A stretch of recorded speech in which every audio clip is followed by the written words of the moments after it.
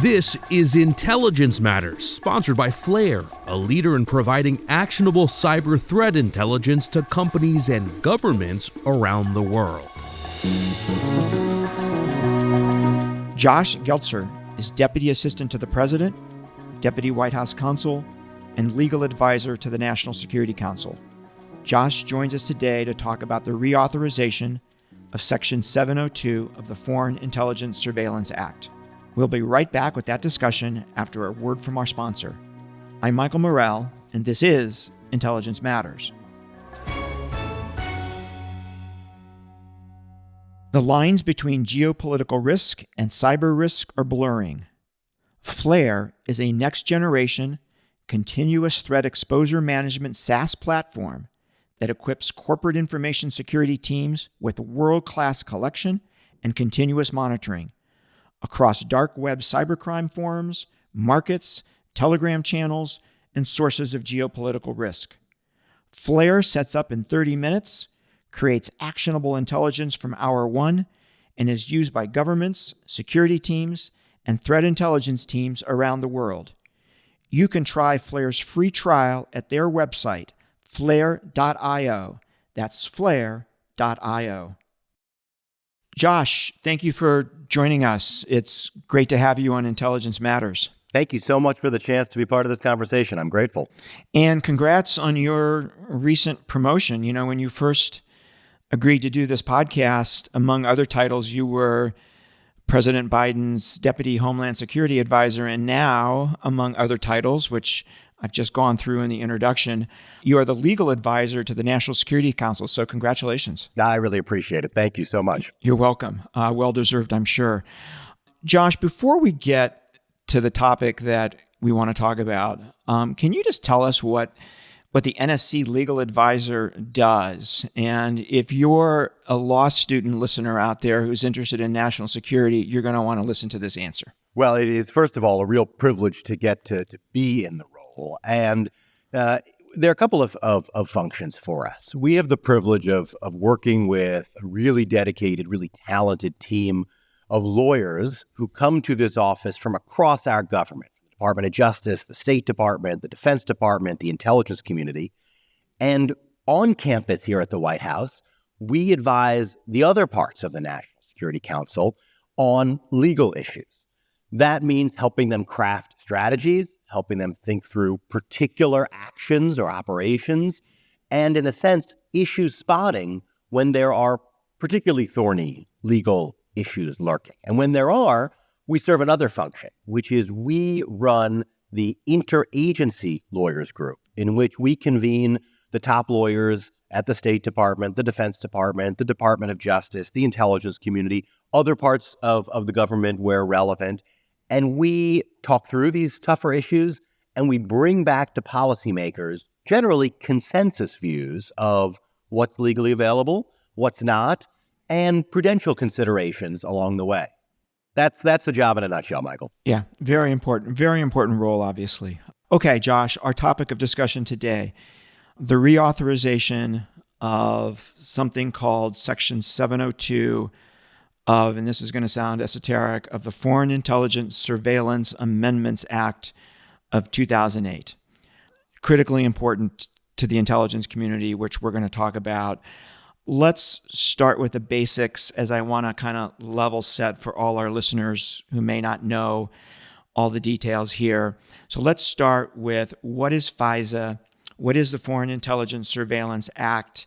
What does it authorize the government to do, and what is its history? It's the right place to start. Look, the original or traditional aspects of FISA, the Foreign Intelligence Surveillance Act, focused on intelligence collection, a collection that's being done not for law enforcement purposes initially, but for foreign intelligence collection. And generally, it was focused on such collection on U.S. soil. And so Congress, back in the 70s, worked to create a statutory framework in which, when the executive branch thinks that there's someone who is foreign power or an agent of a foreign power operating on U.S. soil, the executive branch could take to a court, a federal judge, the FISA court, documents making the case that there's probable cause to believe that this individual or entity is a foreign power or agent of a foreign power. And if the judge agrees, there's authority granted to collect, let's say, the person's communications. Now, this this worked as a way of addressing intelligence collection needs on U.S. soil, and in a sense was a complement to what the intelligence community also does, which is to collect against non-U.S. persons located abroad for foreign policy and national security purposes. Now, that doesn't require any statutory framework. It's done under an executive order, Executive Order 12333. And in a sense, those acted as complements for a number of years until technology essentially defied the two of them as filling the universe of needs and created a gap that we should talk through, Michael. It's the gap that 702 was designed by Congress to fill. Right. And just one further question. The reason you need FISA is because anybody on U.S. soil is protected under the Fourth Amendment. Is that right? At least arguably so. The original FISA was prompted by a Supreme Court case called Keith, that suggested that the standards for foreign intelligence collection, rather than law enforcement collection, might not need, indeed probably did not need, to meet the same standards as collection being done for law enforcement purposes, but at the same time required something. And so Congress took this, at least encouragement, as I'd call it, from the Supreme Court to craft the framework that became traditional FISA. The Supreme Court has never said whether it's absolutely required, but I think it has served the country well for over 4 decades. So let's get to that gap you talked about. So same set of questions for Section 702. What is Section 702? What's its history?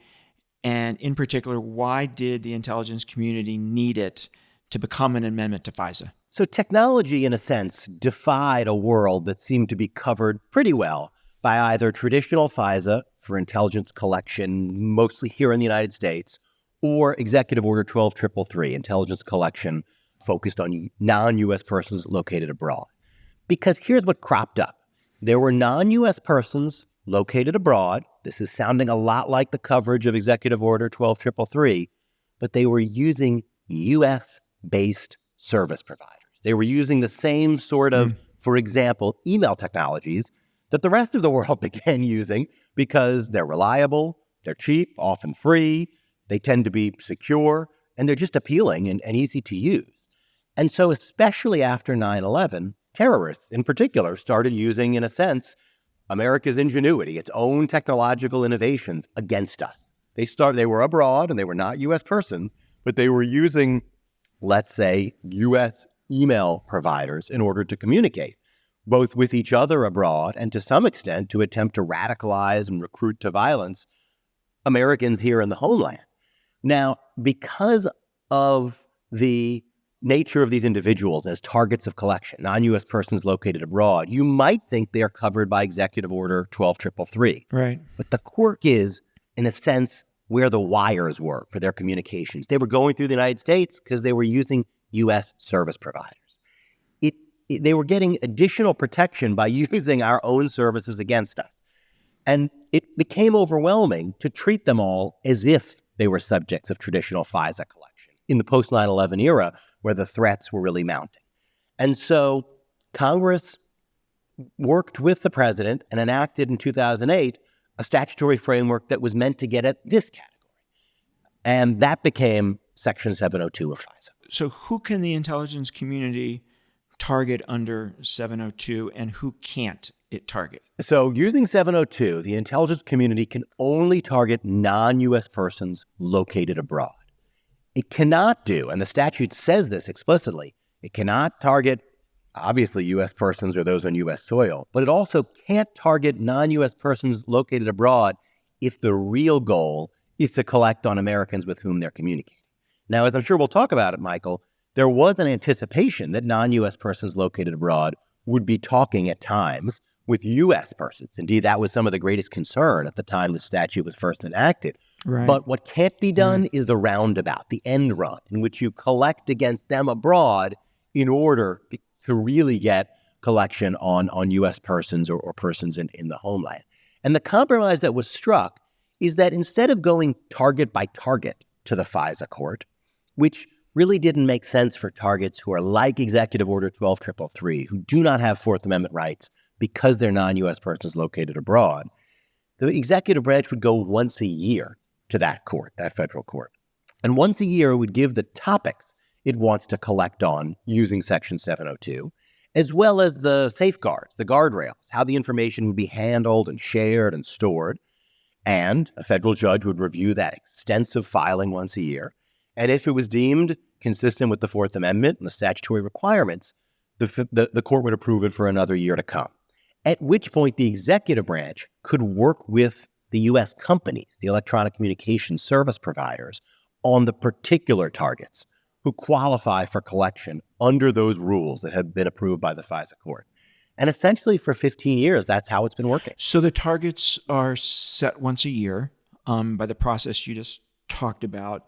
Can you tell us what those targets are today, or is that classified? No, we can talk about the topics, the topics that are set once a year in that interaction with the FISA court. And there are essentially three broad categories of topics.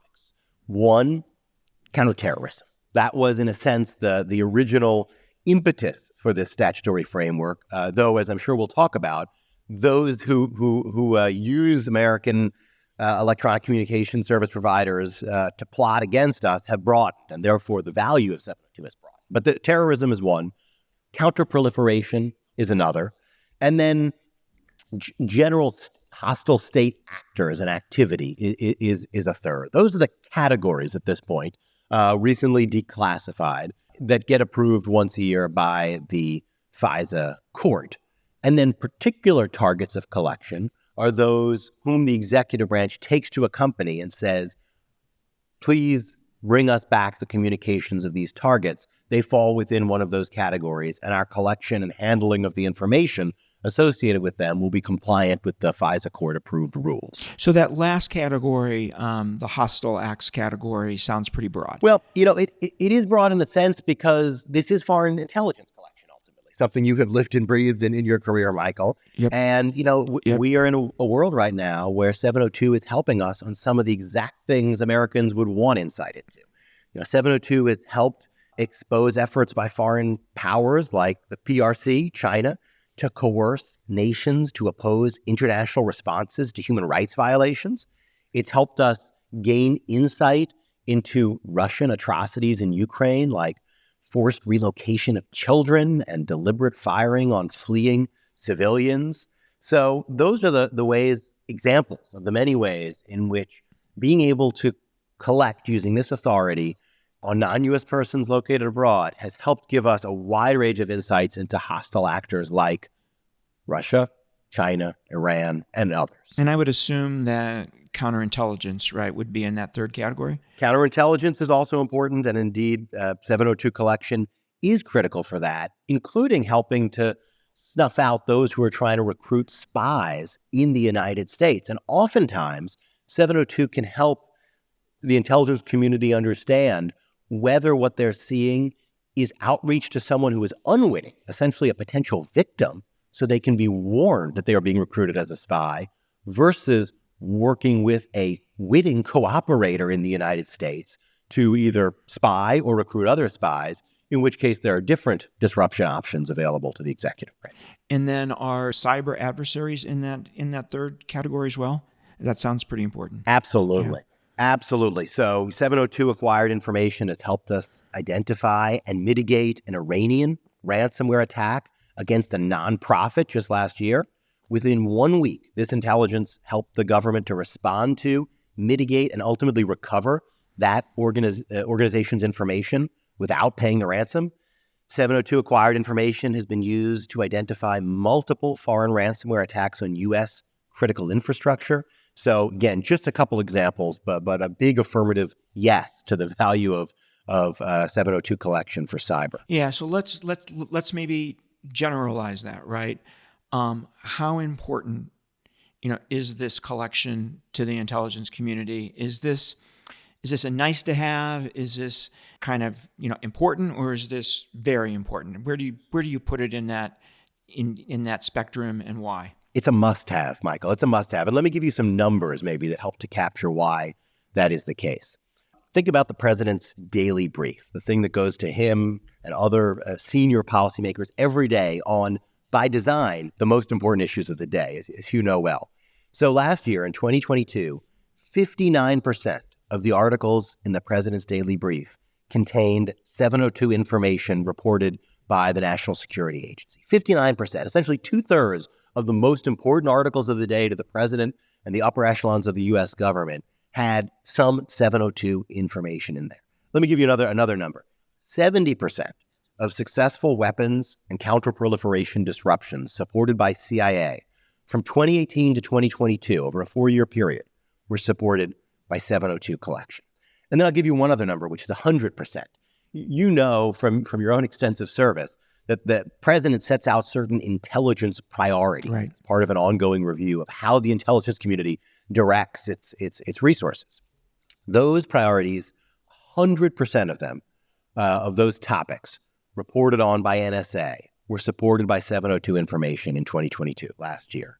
So across the board, this is just an essential authority. And that's why many of us across the government are so worried about the possibility that Congress could allow it to lapse at the end of the year when it's scheduled to sunset, or even reauthorize it in a form that diminishes its value. Let me just mention one other thing about how important this is, because I'm not sure this has been talked about publicly yet.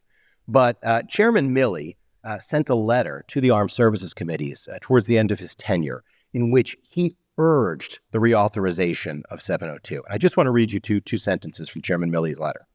In terms of speed and reliability, Section 702 is irreplaceable. The joint force relies every day on the intelligence derived from Section 702. We're going to take a quick break, and we'll be right back with more of a discussion with Josh Geltzer. Beacon Global Strategies is the premier national security advisory firm. Beacon works side by side with leading companies to help them understand national security policy, geopolitical risk, global technology policy, and federal procurement trends. Beacon's insight gives business leaders the decision advantage. Founded in 2013, Beacon develops and supports the execution of bespoke strategies to mitigate business risk, drive growth, and navigate a complex geopolitical environment. With a bipartisan team and decades of experience, Beacon provides a global perspective to help clients tackle their toughest challenges. It's my understanding, correct me if I'm wrong, that force protection for U.S. forces overseas relies to some extent on 702 information. It absolutely does, and I think we've said that in the previous reauthorization cycle. We'll say it again now. It really supports the military in multiple ways: force protection, enabling of operations. It is essential. And let me just read one more sentence from Chairman Milley's letter, because it makes this point. Again, this is the chairman of the Joint Chiefs of Staff talking here. Loss of this authority or changes that diminish its efficacy would substantially increase risk to our service members and imperil the national security interests of the United States. So I think that idea of homing in on risk to our own service members really makes the point about force protection that you're making, Mike. Yeah, I want to come back to your numbers for a second, and I want to add my own context here. So obviously, I've had a ton of experience with the PDB, and it would be difficult to get to 60% on any kind of collection. So the fact that Section 702 is in 60% of the PDBs is actually, for the listeners, a remarkably high number. That's one piece of context I want to add. And then the second piece of context, when you talked about the weapons disruptions, right? We're talking about advanced weapons here. We're talking about some of the most dangerous weapons in the world. That's correct, right? That's absolutely right. The ways in which 702 gives us insight into some of those weapons is extraordinary. 702 acquired information related to sanctioned foreign adversaries has been used in our efforts to stop components for weapons of mass destruction from reaching foreign actors. And, this cuts across the executive branch, because your listeners, Michael, might be thinking, understandably, mostly about the intelligence community, about the military now that we've been talking about it, but it's the State Department too. It's the whole of our government that relies on this collection. So without FISA Section 702 collection, the State Department's ability to hold nations accountable for adhering to international obligations regarding WMD would be significantly degraded. And I'll give an example. 702 information is a critical input to and provides some of the most meaningful reporting in the classified portion of the annual report on compliance with the Chemical Weapons Convention. So it's just 4 parts of our government that get so-called raw 702 information, but it's all of our government, State Department, Department of Homeland Security, all of us who benefit from the finished products, the reporting, the analysis that relies on 702 collection. Including Congress. Absolutely, including Congress. I want to ask a little bit more about cyber, because it's my understanding 702 information plays an important role in actually preventing cyber attacks. Is that correct? And if so, how does that work to the extent, Josh, that you can talk about it? It does. You can often see in 702 the opportunity to warn, to mitigate in the early stages an attack. And I want to use this to talk about something that I suspect you wanted to get to anyway. I hope I'm not jumping the gun here. But the importance of so-called U.S. person queries in particular, because this has become controversial, this reauthorization cycle, and I want to tackle it head on. These are queries of already lawfully collected 702 information using identifiers associated with a U.S. person. So to make that a little bit less jargony, it means, let's say, a phone number associated with a U.S. person, which often isn't actually living, breathing U.S. person. It can be a U.S. company, but searching that already lawfully collected information, querying it, sorting and sifting it with that sort of identifier. And that is essential in many contexts, including the cyber one. I want to kind of give you a sense of why that is, Michael. Yeah. Often, the U.S. government will know, let's say not from 702 collection, that there is a major hack planned, maybe underway, maybe about to be underway, but it won't know the victim. Might be able to collect another reporting that it's a big company or a huge corporation. But the question is, who is the victim? And can we get to that victim soon enough to warn them or to mitigate, at least to identify what's happening? Now, if we lost the ability or had impeded our ability to sort and sift this information around identifiers associated with U.S. persons, including U.S. companies, we would be left in the extremely bizarre position in which, with that kind of tip, that knowledge that there's some company or companies that have been hacked or are about to be hacked, we could sort and sift 702 information to see if we can use it to figure out, okay, it's a Dutch company that's about to be the victim. It's a German company. It's a Japanese company. But we wouldn't be able to sort and sift the information to figure out, is it a U.S. company? Which honestly is what the U.S. taxpayer probably cares most about us doing with intelligence collection and authorities of this sort. So in that sort of scenario, and others we can talk about, not only is 702 critical, but being able to sort and sift already lawfully collected 702 information in a way that homes in on, in a time-sensitive way, information that may help us prevent harm to U.S. victims, or at least mitigate that harm if it's underway, that too is essential and something that we are fighting hard not to lose in this reauthorization cycle. And is it not possible to go to the FISA court or another court and get a warrant to do that U.S. person query? It's important to ask that question because that's been a subject of a lot of conversation. Yes. And our answer is no in two senses. First, we think it's inapt. Second, we think it's operationally infeasible. Let me take each of those. We think it's inapt because warrants are utilized to obtain information. That's just their role in our legal system. So whether it's a warrant, whether it's a court order, we just think it is inapt and frankly quite bizarre to have to go to a court permission to organize, to sort and sift already lawfully collected information. We don't do it in other contexts. We don't think it's appropriate to do in other contexts or this one. And we don't want to go down a road of impeding our ability to use lawfully collected information in our holdings to help secure the American people.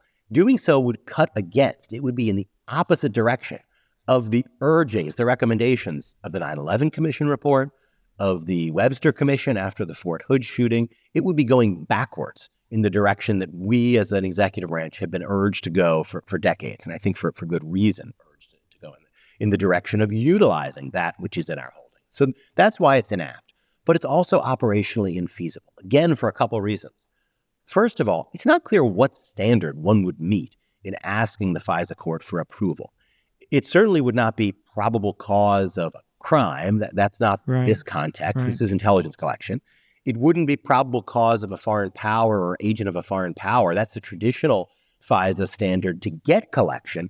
But some of these are victims. We don't think they're foreign power. Yeah. So that's not apt.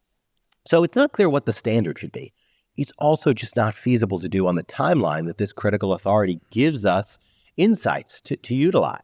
We're talking about assassination attempts, recruitment of spies by hostile powers, cyber attacks. When we go to a court, the FISA court in particular, lawyers prepare detailed filings. They have those reviewed by other lawyers. They present those to the FISA court. Clerks review it. They move them to FISA court judges. Eventually, those judges rule on them. That is a serious process, and it's treated seriously by all participants, and it generally takes weeks or sometimes months, depending on the context. By then, the value of things we collect under 702 to help us protect American people, American companies, it would have evaporated. We would have lost the window of opportunity to act. Okay, so all of these authorities that we've talked about, right, have been in place since 2008. How does the government ensure that U.S. persons are protected under the exercise of all these authorities? It's really important, and it's something we've worked hard to get better at because over those 15 years, we've needed to improve. And I want to say this very explicitly. There have been compliance errors, in particular by our wonderful colleagues at FBI in doing U.S. person queries. They have been overwhelmingly unintentional, but it's not okay. Compliance errors are not okay. The American people expect us to use our authorities and get it right. And in particular, there have been searches, queries of 702 collected information using U.S. person identifiers that didn't comply. And that's not okay, and we've taken steps that already have overwhelmingly corrected that. Let me give you just a very concrete example of some of those reforms.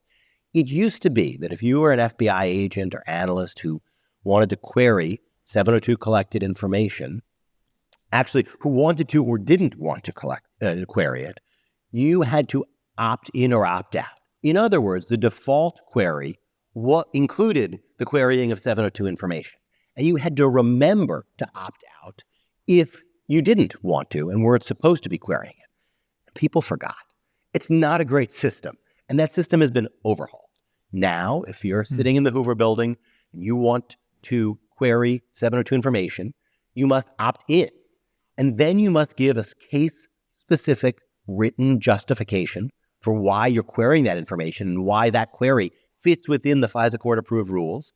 And you're warned multiple times with kind of pop-up windows to make sure that you are providing the right information and understanding the rules, and only then will you be given access to 702 information in response to your query, if there is any in the first place.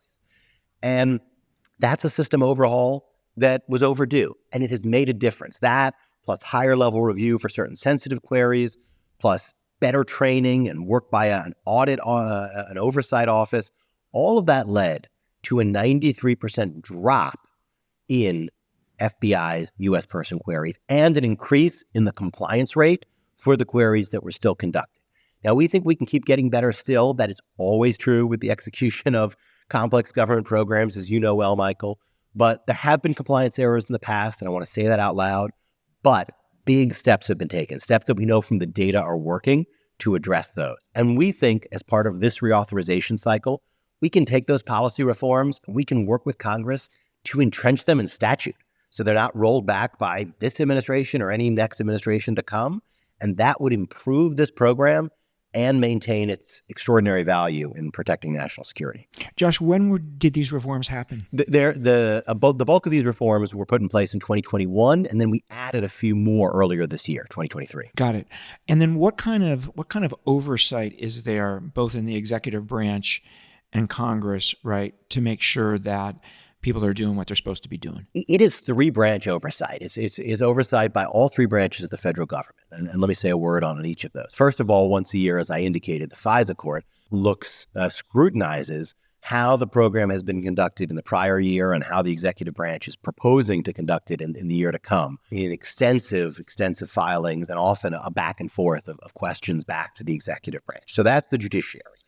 Then there is the executive branch itself, in which lawyers across the government, at the Office of the Director of National Intelligence, in the National Security Division at the Justice Department, where I was privileged to serve for a while, and in other parts of our government, work hard to ensure that this program is executed according to law, as well as consistent with how it's briefed to the FISA court. And then there's Congress, which twice a year gets extensive submissions on how this program is being administered and used, how the FISA court-approved rules are being adhered to. And so what you have is all three branches of our federal government playing really robust roles in the oversight of this program. Okay, Josh, last set of questions here about the reauthorization itself. When does it have to happen by? End of the year. The authority lapses at the end of 2023. And then where are you guys in the process, and where is Congress in the process of making this happen? So I'll say we in the executive branch are very, very grateful that staff, but also members themselves on the Hill, have spent a lot of time with us over the course of maybe 9 or 10 months now, getting briefed on this program, its value, how it operates, some of these system overhauls that I've mentioned, especially at FBI. They've talked with us about different reforms that could enhance this program while maintaining its full efficacy and utility. And we've been appreciative for that. We've engaged in extensive discussions, especially with the 4 committees of jurisdiction over this program. That's the judiciary committees as well as the intelligence committees. And we really appreciate the engagement that we've received. I think what we all now have is a need to turn that into concrete legislative text that we can all live with and move forward, because we are certainly keeping an eye on the calendar and realizing that December 31 is creeping ever closer amidst a complicated and busy legislative season in the weeks ahead.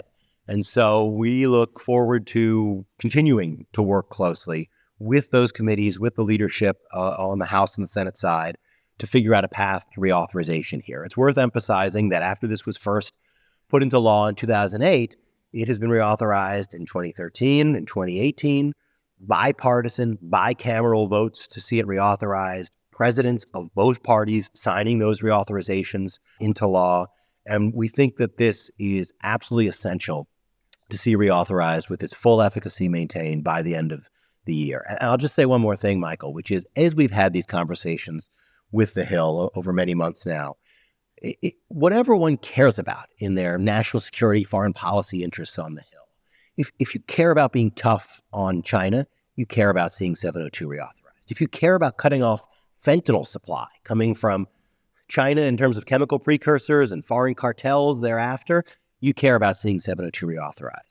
If you care about ensuring that the world understands Russian atrocities in Ukraine so that we continue to galvanize a coalition to support Ukraine in the face of those hostilities and atrocities, you care about seeing 702 reauthorized. If you care about cyber, you care about seeing 702 reauthorized. So whatever one's interests on the Hill, maintaining this authority should be a priority. And is the issue for the opponents largely the U.S. person's query issue? You know, I think it's a couple things. First of all, there are voices that we all respect and know who have simply struck a different balance on privacy and security, including in previous reauthorization cycles, from the one that we in the executive branch strike and think it's our responsibility to strike, given our mandate to protect the American people and advance our national security interests. And that's kind of a traditional set of at least skeptics or critics. There are those who point to the U.S. person query compliance incidents of the past this cycle, and we've engaged extensively with those voices to make clear why the steps that have already been taken, we think, tackle those challenges head on, and indeed should be entrenched in law, as the Deputy Director of the FBI said a number of months ago in Senate Judiciary Committee testimony as a way to strengthen this whole authority going forward. And then I'll say, Michael, one thing that's new and candidly challenging this cycle is those who conflate 702 with whatever their broader concerns might be. Maybe it's about FISA more broadly. Maybe it's their view of U.S. law enforcement. Maybe it's their view of the executive branch. But whatever it is, we in our conversations try to go back to what this authority really is, what it really does to deliver insights that serve, not me personally, not those of us who work on these issues, but the American people whom we try to protect, try to keep safe from fentanyl reaching them, keep safe from foreign hacks, keep safe from terrorist attacks. And that whatever one thinks of those broader issues, finding a way to see this authority not lapse and indeed be reauthorized and strengthened at the end of this year, that should be essential. You know, to your point about the broader issues, I often see opponents of 702 cite issues that, you know, I read what they say and I say to myself, that's got nothing to do with 702, right? They're conflating things that don't go together. That's exactly right. And I'll just say one out loud, because there are a wide range of views on, for example, Carter Page and the FISA collection that has been made public with respect to him. Right. But here's the thing.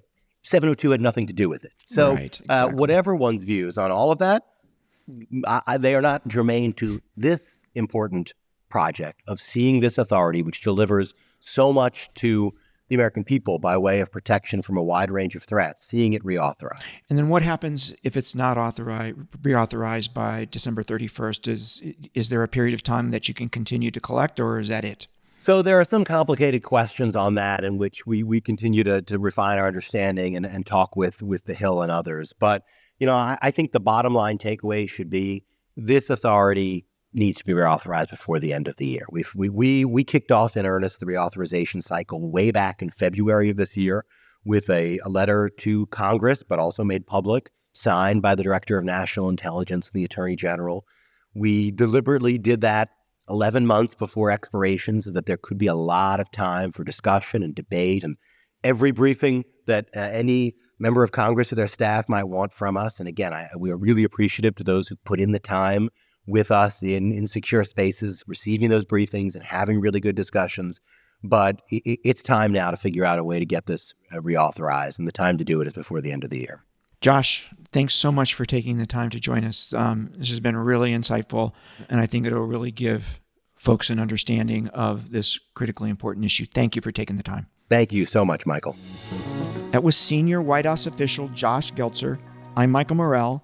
Please join us next week for another episode of Intelligence Matters. Intelligence Matters is produced by Steve Dorsey with assistance from Ashley Berry and Sophia Rubin. Intelligence Matters is a production of Beacon Global Strategies.